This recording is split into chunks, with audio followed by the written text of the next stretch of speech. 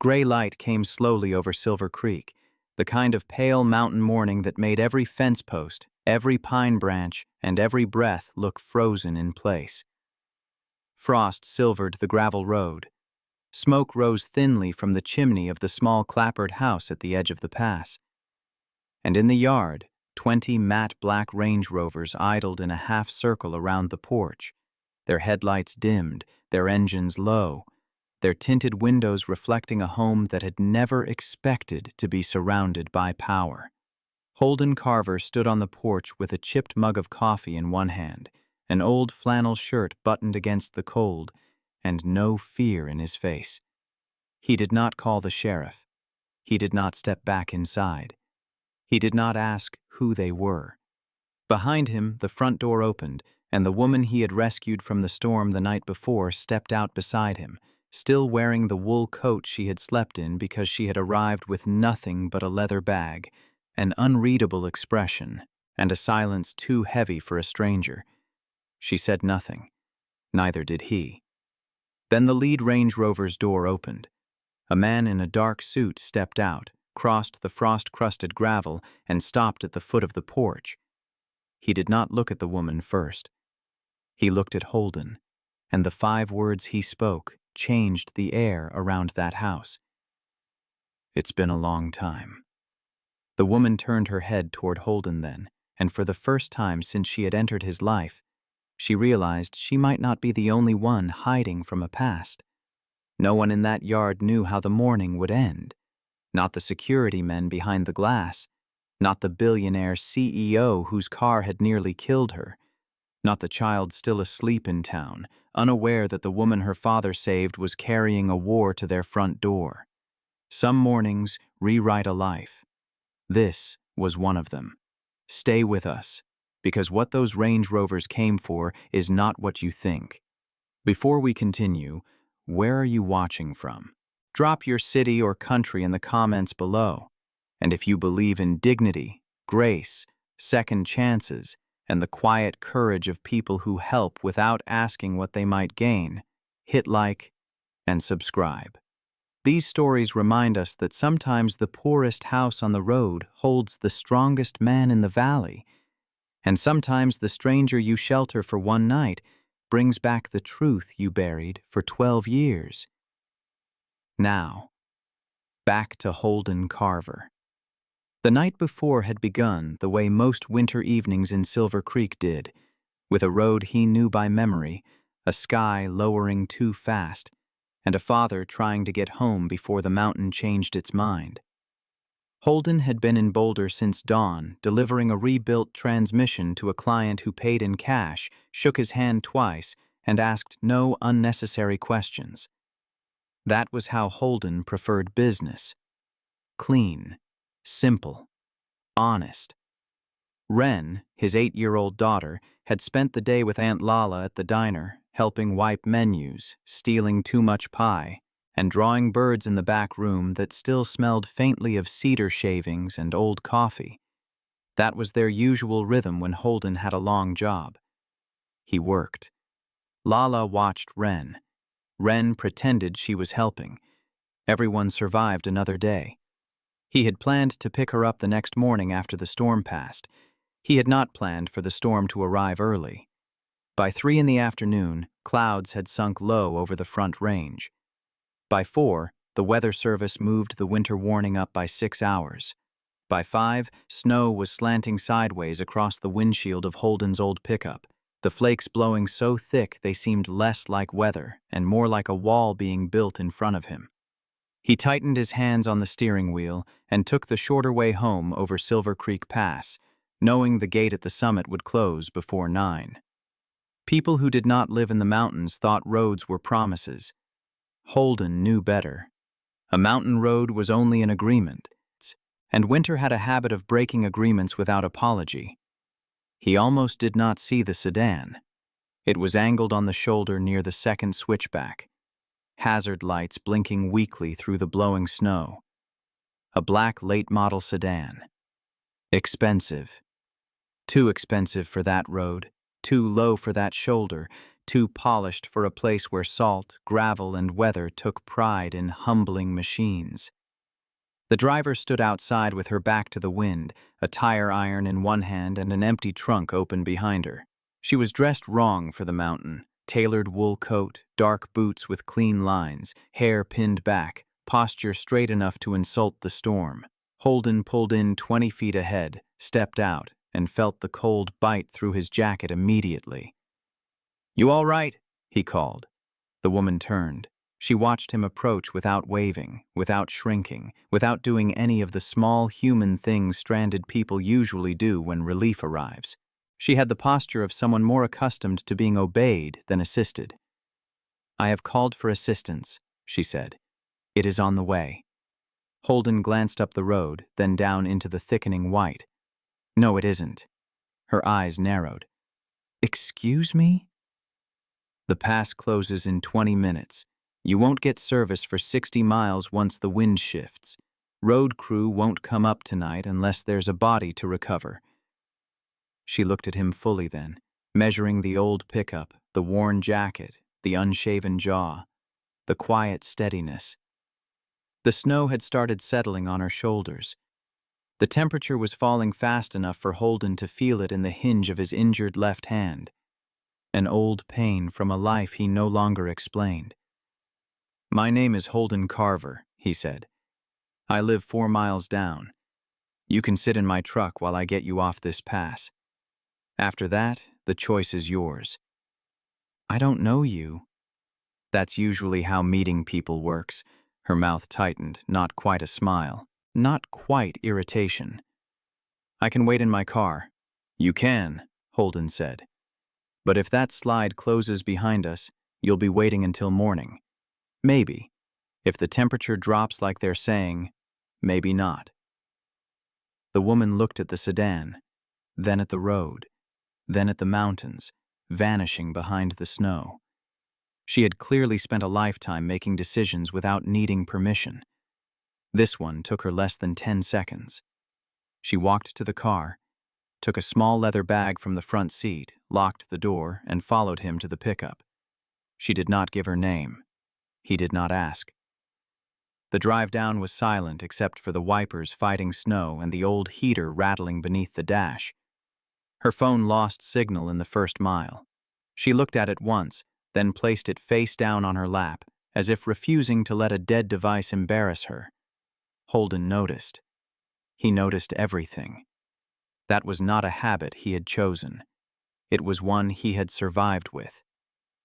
At the house, the old retriever lifted her head from the rug, sniffed once at the stranger, decided the woman was not worth standing for, and went back to sleep. Holden hung his coat near the stove and heated leftover bean soup in a dented pot. They ate at the small kitchen table with the storm pressing its white hands against the windows. They spoke perhaps 8 sentences between them: the road, the temperature, the stove, the pipes when the cold dropped below 0. She held the spoon like a fountain pen. He noticed and said nothing. She noticed that he noticed and said nothing. That was their first kind of trust. He made up the bed in Wren's room, smoothing the quilt without fuss, moving the stuffed fox with one missing eye to the shelf. He laid out 2 clean towels on the chair. "Bathrooms across the hall," he said. "Door sticks at the top. Pull hard. Where will you sleep?" "Sofa." "I can take the sofa." "No." Just one word, not rude, not negotiable. She looked at him as if deciding whether to argue. Then she nodded. The pistol stayed locked in the kitchen drawer. The stove stayed fed. Holden lay on the sofa and listened to the wind drag itself around the house until midnight took him. The woman slept lightly. She woke before dawn to a house warmer than it should have been and the faint sound of an owl giving its last call from the trees. For a moment she lay still, taking in the room. Children's books on a low shelf, a small lamp shaped like a crescent moon, a jar of colored pencils, the stuffed fox staring at her with one remaining eye. It was not a room decorated to impress anyone. It was a room that had been loved carefully by people who did not waste money, but did not withhold tenderness. She rose and stepped into the front room. There were no medals on the walls, no military photographs, no flag folded into a triangle. Nothing obvious.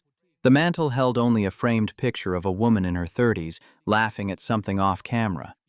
The bookshelves held novels, field guides, and a thick spiral-bound ledger worn soft at the corners. But the woman who had not given her name noticed other things. The sightlines through the windows were clean.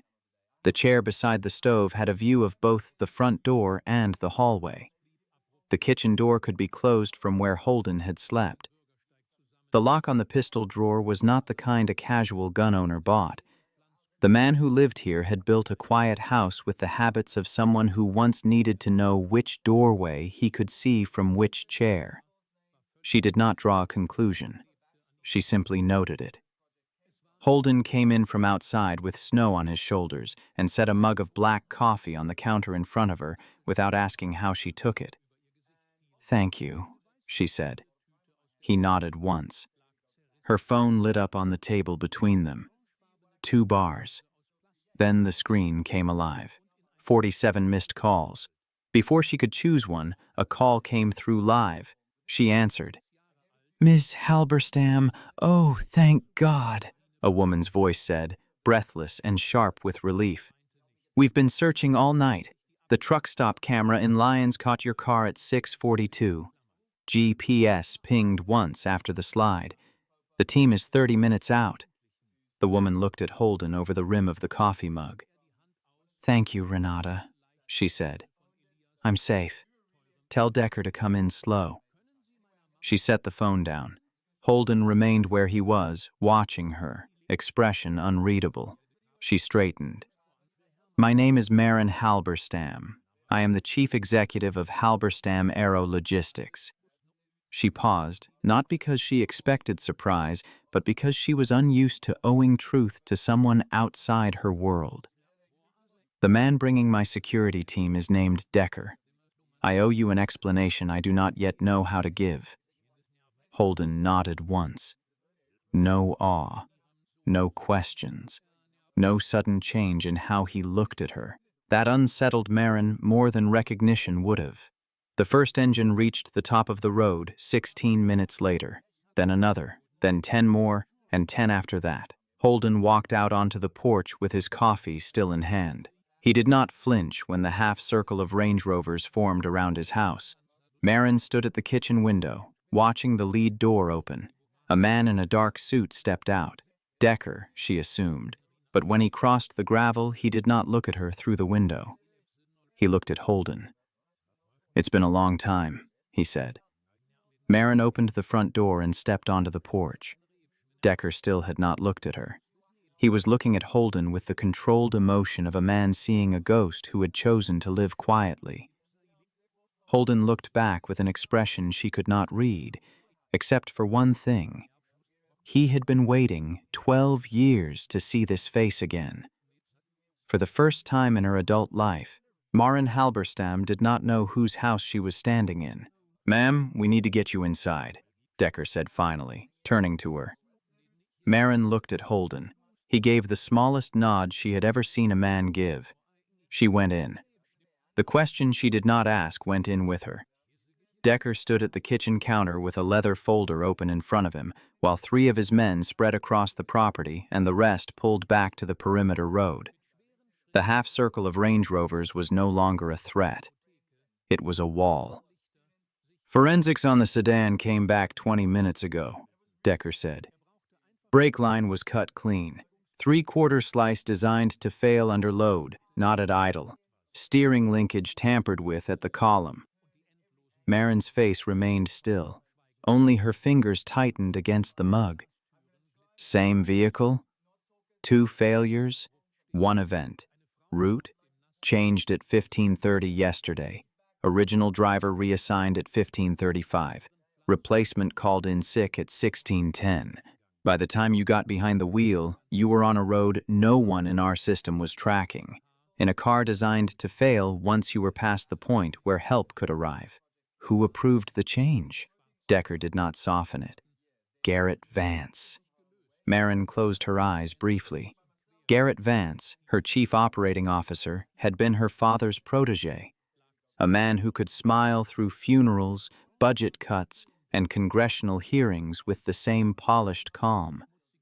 He had worked beside her for 7 years. He had sat 3 chairs away from her at board meetings, complimented her quarterly strategy, and brought her coffee once when her father died because he said grief made people forget small needs. Now he had signed her death into motion with a route change and a driver swap. When Marin opened her eyes, she was looking at Holden, who stood at the far end of the kitchen, arms crossed, face very still. "Decker," she said. "How do you know him?" Decker glanced at Holden. Holden gave him nothing. Decker chose his words carefully. "I served under Mr. Carver in a unit that does not appear on any organizational chart you would have clearance to read, ma'am. He left the work 12 years ago. I am answering only because he has not told me to stop." Marin let the answer settle. She did not press. There was a longer conversation in the room, and she understood suddenly that she had not earned the right to demand it. "The pattern," she said. "Brake line, route swap, driver swap. Have you seen it before?" Holden took half a breath and looked at the floor. It lasted less than a second. Marin saw it. Decker saw it. Neither spoke immediately. "Once," Decker said. 12 years ago. Different name on the file." He did not say whose. Marin did not ask. Not yet. She set both hands flat on the table. "I run a defense logistics company with 11,000 employees and a chief operating officer who arranged my death. I do not know who inside my organization is clean. If I return to Denver now, I return to a building I cannot trust." "Recommendation," Decker said, "is to stay here 7 days.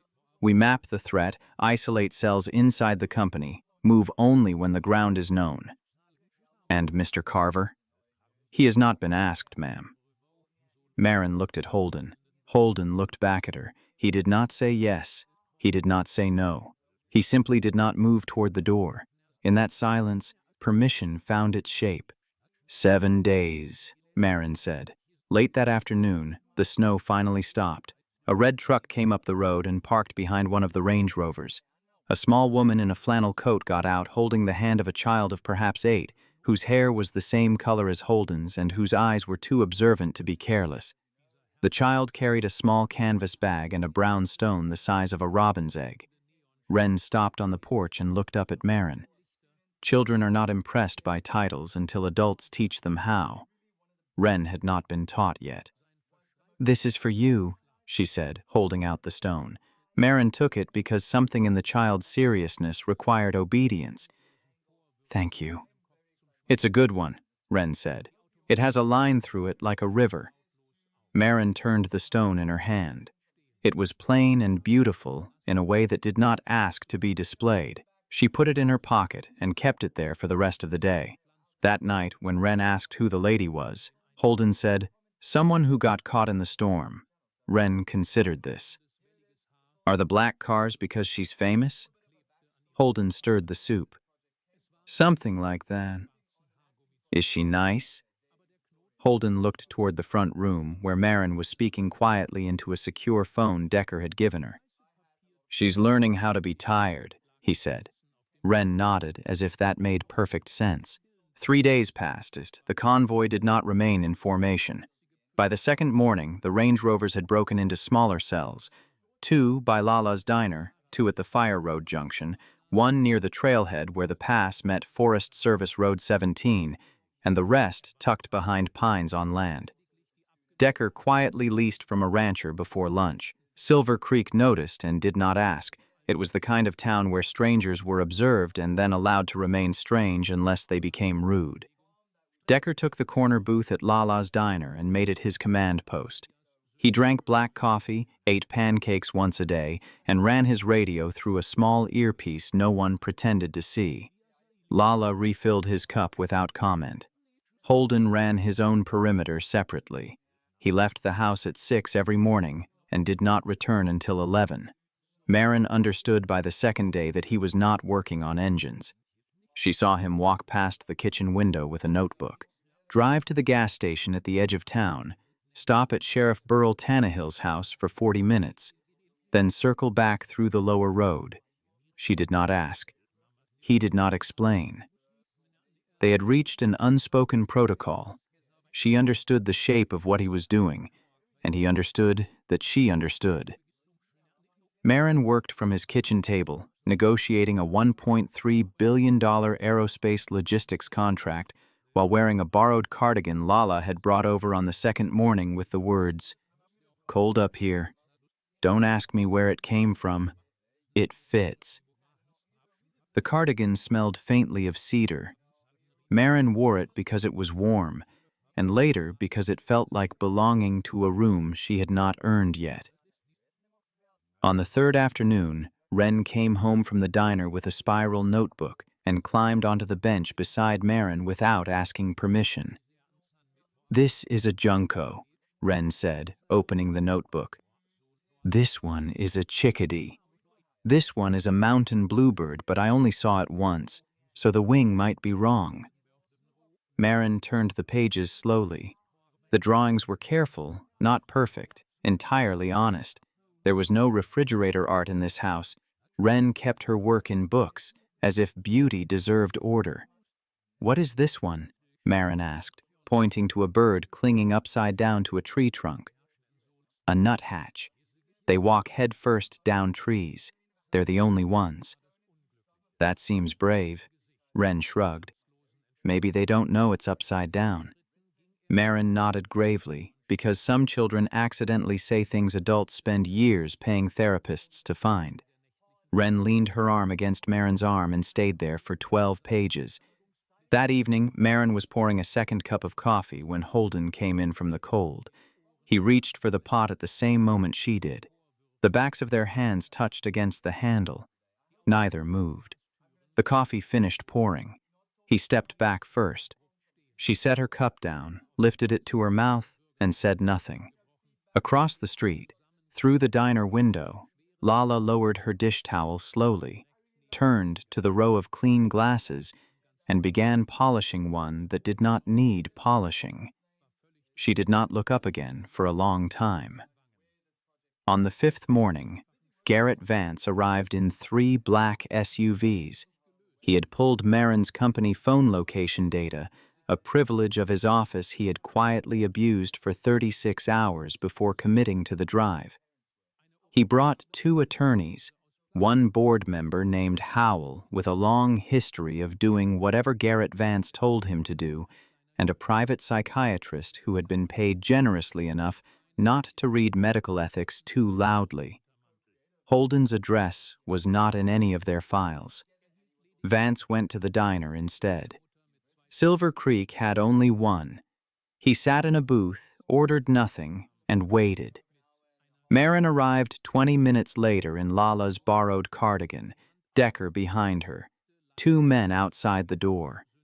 She sat across from Vance and folded her hands.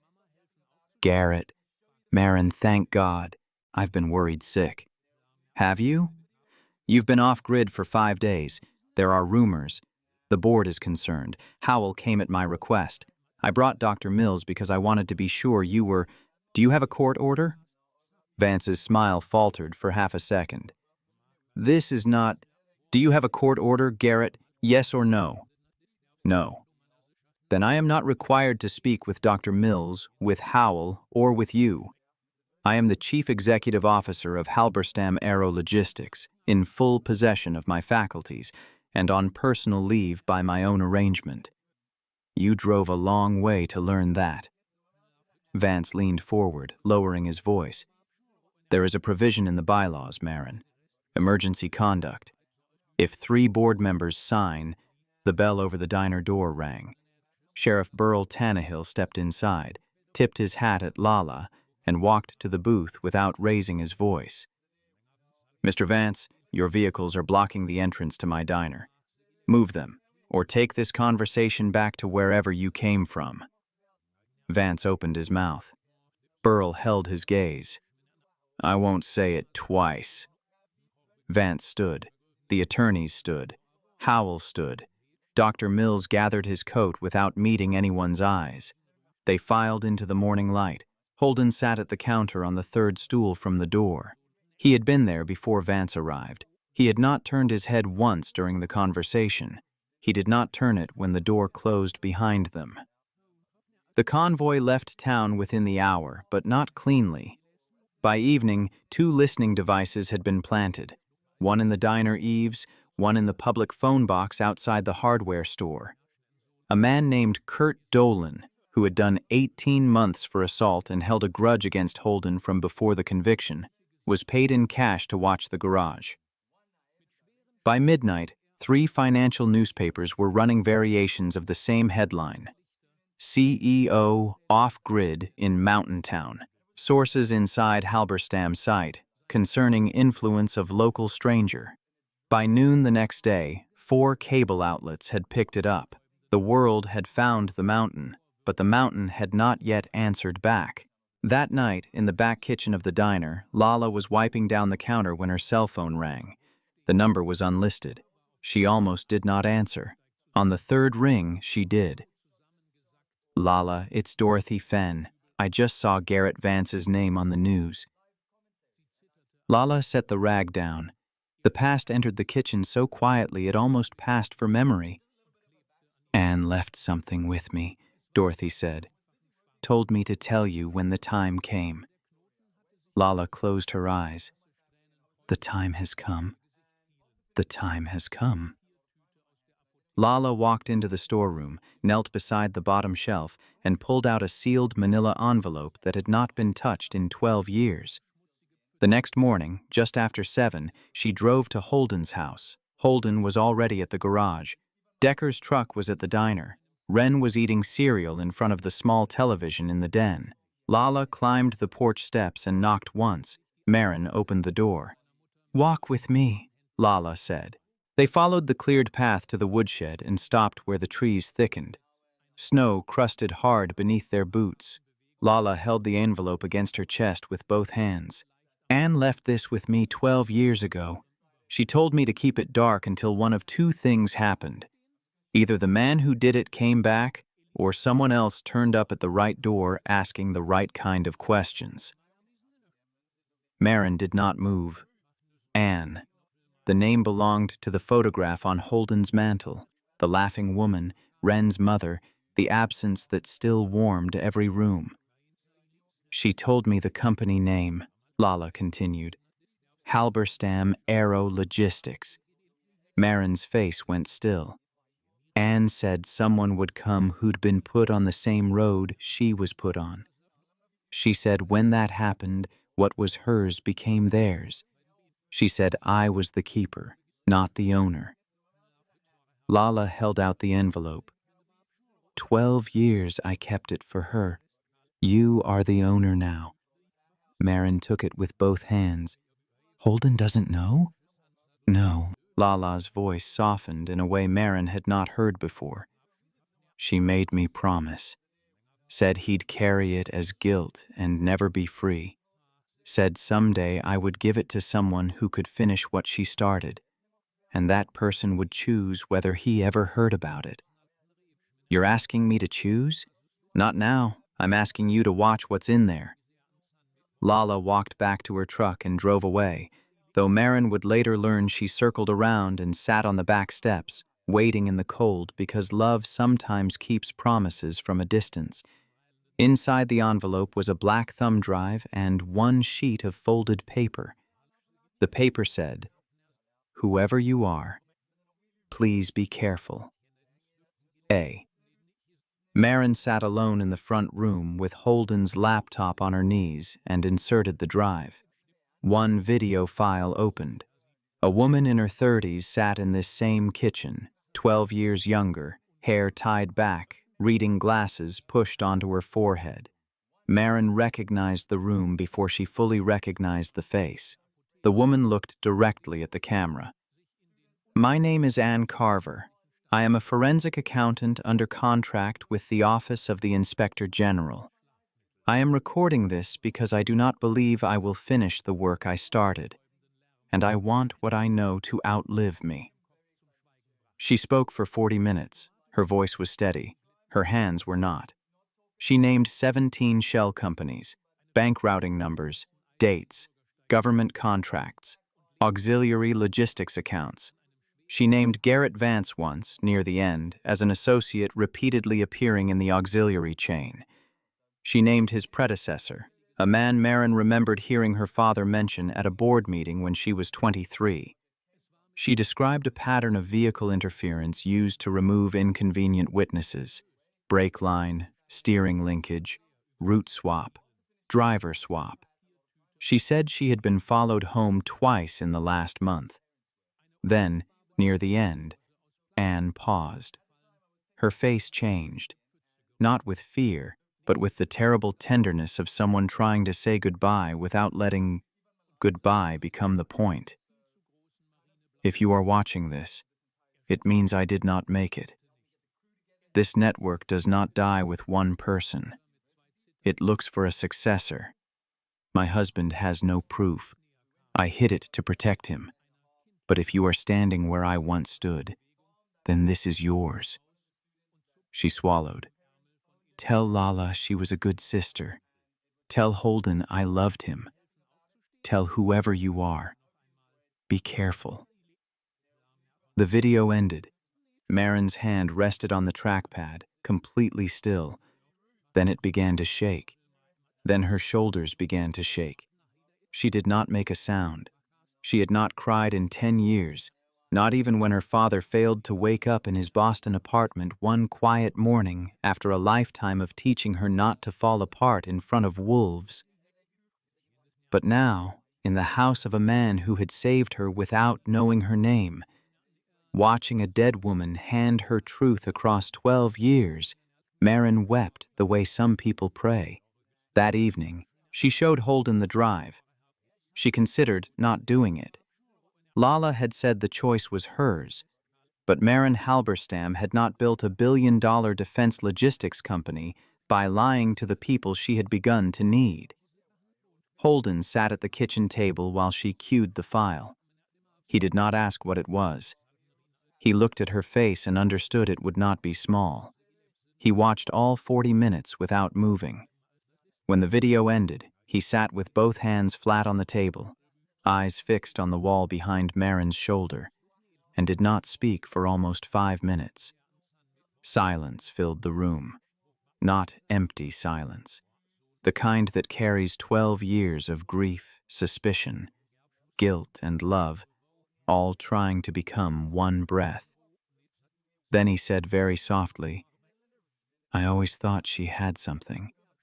I never had proof. He paused, and his voice broke only once. You brought her back to me. He did not thank Marin for the company. He did not thank her for the warning. He thanked her for returning his wife's voice to a house that had kept living around the absence of it. Marin nodded once. She did not have a word for what she felt. She closed the laptop, then opened it again. Then we finish it, she said. They worked at the kitchen table past midnight. Decker arrived at 10 and stayed. Marin used her authority to subpoena a forensic audit of Halberstam Aero's auxiliary contracts. She authorized Decker to share Anne's drive with 3 federal investigators by name and clearance level. She drafted private letters to 2 board members she had reason to believe were clean, instructing them not to act until she returned. Holden made one call.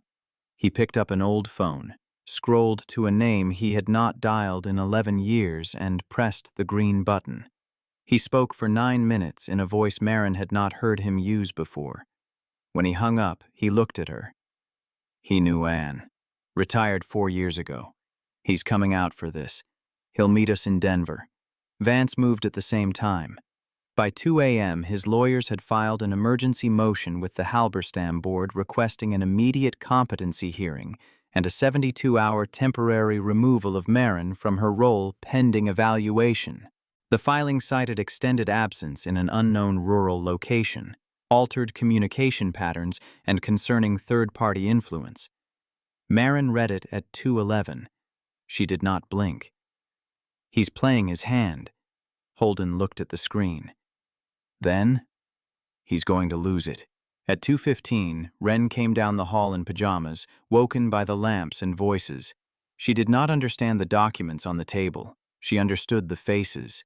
She walked over to Marin, wrapped both arms around her neck, laid her head against Marin's shoulder for 10 seconds, then returned to bed without saying anything. Marin sat still long after the child disappeared. There are comforts adults cannot offer because adults ruin them with language. A child simply gives what is needed and leaves the room. Just before 3, Holden stood to look at bank routing numbers on Marin's screen. He came around the table and leaned over her shoulder, one hand braced on the back of her chair. His face was close enough that she could feel him breathe. He pointed to one account. That one. Same account Anne named. Marin turned to look up at him. Their faces were perhaps 8 inches apart. Neither moved, neither spoke. Decker knocked hard on the kitchen door with a folded printout in hand, and they straightened at the same instant. Holden took the printout. Marin opened a new spreadsheet. Neither mentioned the moment. Both knew it had happened. The board meeting was set for 10 the next morning in Denver. Marin drove herself in her own car, Wren asleep in the back seat under a blanket, Holden in the passenger seat with a soft case across his lap containing a copy of Anne's drive and 140 pages of cross-referenced audit material. Decker followed in a separate vehicle with 2 men. The rest of the convoy stayed in Silver Creek because Marin understood now that Silver Creek was not only a hiding place, it was evidence of a life Garrett Vance had not been able to predict. Halberstam Aero Tower was 47 stories of dark glass in downtown Denver. Marin had not slept since the night before. She did not look up at the building. She did not need to. It belonged to her father's work, her own discipline, and the employees whose lives men like Garrett Vance turned into leverage. They left Wren on a long upholstered bench in executive reception with a coloring book. The receptionist promised to watch her. Holden sat beside the child in a dark jacket and the only button-down shirt he owned. He had no intention of going into the room unless asked. Marin entered alone. Vance was already at the table. Howell sat beside him. 11 other board members were present, along with the general counsel and a court reporter Vance had retained hours earlier. Marin set her materials at the head of the table and did not sit. "We have 2 items on the docket," she said. "Mr. Vance's motion filed at 2:11 this morning is one. Mine is the other." She began with audit data. She moved through Ann Carver's drive without naming Holden beyond calling him the source custodian. She presented the brake line pattern, route swap, driver swap, and 7 independent forensic reports Decker had assembled overnight. She presented bank routing numbers, 17 shell companies, 3 contract channels, and the predecessor who linked the network back more than a decade. 40 minutes in, Vance interrupted. "Madam Chairman, I have a document I would like entered into the record." He slid an affidavit across the table. Howell picked it up. The general counsel read it first. It alleged a long-running confidence scheme by one Holden Carver to attach himself romantically and financially to female executives of defense firms. It contained dates, locations, and the names of 2 supposed victims. Marin took it without expression. "May I have 4 minutes to review?" She handed it to a forensic analyst Decker had quietly placed in the room. The analyst opened a laptop, ran 2 checks, and looked up. "The metadata shows creation time at 3:15 this morning. The notarial seal belongs to a Nevada notary whose license was revoked in 2023. The signer of record does not exist in any Halberstam Aero personnel file under any spelling. This document was generated by Mr. Vance's office between 3 o'clock and 4 o'clock a.m. The room went silent. Not polite silence, not uncertain silence. The silence of men realizing a weapon has exploded in their own hands. Marin slid the affidavit back across the table. "Next item." Vance did not look at her again. Holden was called in only once for technical confirmation of the vehicle pattern. He stood at the foot of the table, vouched for by Decker and by a partial declassification request filed by the retired federal investigator Holden had called the previous night. His voice was quiet. The interference pattern is known to my former office as Pattern Tanner 3. I observed it for the first time in 2013. The victim was Ann Carver. That was all he said. He sat down. The room remained silent. Even the men who had doubted Marin did not seem able to lift their eyes. The board voted. Garrett Vance was removed 12-0 with one abstention. The matter was referred immediately to federal prosecutors. Marin gathered her papers and walked out. Wren was asleep in the reception area with her cheek on the coloring book. Holden picked her up without a word, one arm under her knees, one behind her shoulders, as gently as if the whole tower might break if he startled her. Marin walked beside him to the elevator. In the parking garage, Decker handed her a second sealed envelope. "Ma'am, Anne left another one. Not for you. For whoever came after the one she expected. I don't know that name either. Open it when you're ready." Marin took it and did not open it. Some truths deserve rest before they are asked to serve again. 4 days later, the temperature climbed above freezing for the first time in 11 days, and snow began sliding from Holden's roof in wet, soft thuds along the porch line. Marin had not driven back permanently to Denver. She ran the company from Holden's kitchen table because that was where the work had become possible. Federal investigators arrived in Silver Creek on Tuesday. By Wednesday afternoon, 3 more Halberstam employees had been placed on administrative leave. 2 retained counsel. 1 agreed to cooperate.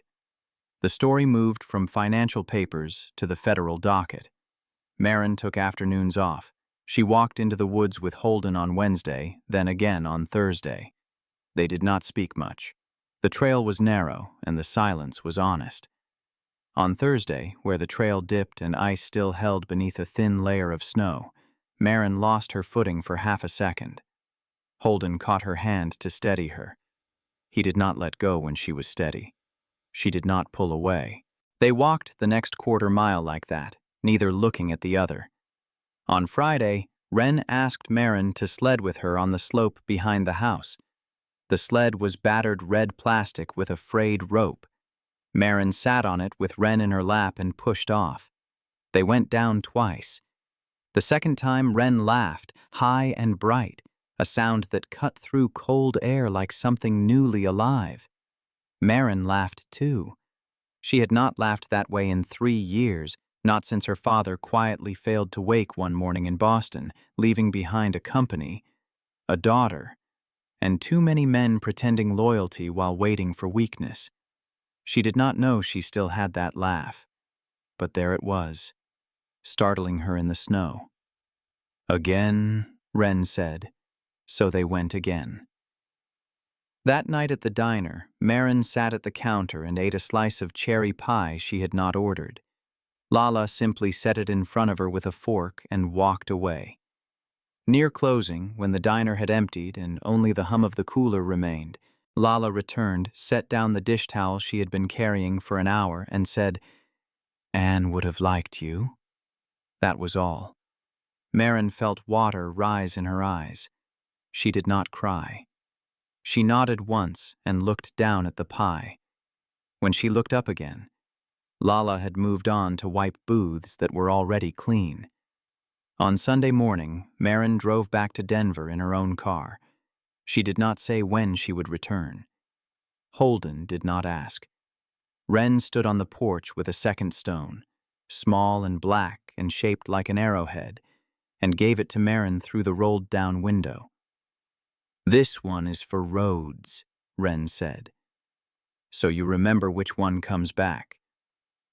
Marin put it in her pocket beside the brown stone with the river line and kept both there all the way to the city. Spring came late to Silver Creek that year, as spring always does at altitude. By the second week of April, snow had retreated into shaded hollows, and the creek ran high beneath the bridge by Lala's diner. Marin had not moved the company to a mountain town, as trade papers briefly speculated. She remained CEO. She stayed in Denver during the week, but on Friday afternoons she got into a small four-wheel drive she bought herself without a security detail and drove 90 minutes up the pass to Silver Creek, where she stayed until Sunday night and worked remotely when she needed to. Holden remained a mechanic. He did not reopen any old office. He took one consulting call in February and another in March, both from people he once worked with, both on terms he set, both done from his garage with the door closed. Wren began, sometime in the second week, to call Marin Mar. She did it without thinking. The first time, Holden was bent beneath the hood of a customer's truck with a wrench in hand. He paused for half a second, then kept turning the bolt. He said nothing. On a Sunday in mid-April, the last porch snow slid off the roof in slow, uneven drops, landing on the railing with a quiet, almost musical rhythm. Holden carried 2 cups of coffee from the kitchen and handed one to Marin, who sat on the top step in one of his flannels she had stopped giving back. Their fingers touched against the handle. This time, neither pulled away. She did not look up. He did not look down. Inside the house, through the open door, came the small scratching sound of Wren's colored pencil on paper. She had moved on from sparrows to warblers and announced she would draw every one of them by the end of summer. Marin had agreed to help name them. Holden set his coffee beside him. "Stay through dinner," he said. It was not quite a question. "I will," Marin said. That was the whole conversation. The sun moved lower. A truck passed on the road below. Somewhere in the trees, a chickadee called. Marin reached into her coat pocket and felt the 2 stones there, the brown one and the black one, both still where she kept them. Neither she nor Holden had asked for any of this. He had only opened his door to a stranded woman in the snow. She had only trusted the wrong road and survived long enough to reach the right house. But sometimes grace comes disguised as inconvenience. Sometimes justice arrives not through a courtroom first, but through soup warmed on a stove, a child's stone, a dead woman's voice on an old drive, and a single dad who does not need to announce his strength because every room feels it when he stands still. The world had sent 20 Range Rovers to surround Holden Carver's house, but by the end, it was not his house that was surrounded. It was the lie. And when the truth finally stepped into the boardroom, even the powerful men who built it had nothing left to say. In the hush of Silver Creek, Holden Carver teaches us that real strength doesn't roar. It stands on a frosty porch with coffee in hand and opens its door to a stranger. When Marin Halberstam appears out of the snow, the story reminds us that grace often arrives disguised as inconvenience, and that kindness has the power to turn a battered farmhouse into the safest place on earth. By refusing to judge, by offering soup, a child's bedroom, and quiet trust, Holden sparks a chain that topples corruption, redeems loss, and proves that dignity grows where empathy is practiced daily. Even little Wren Carver shows how small gifts, a river-lined stone, a simple drawing, can anchor someone who's drifting. The lesson is clear. Rescue isn't always dramatic. Sometimes it's a quilt tucked under a stranger's chin, a silence shared until truth feels safe enough to speak. Carry that with you. The next person you help might carry hope you'll both need tomorrow. If this tale touched you, drop your city or country in the comments. Share the life lesson you heard. Smash that subscribe button so you never miss another story of quiet courage and second chances, and let's grow this community together.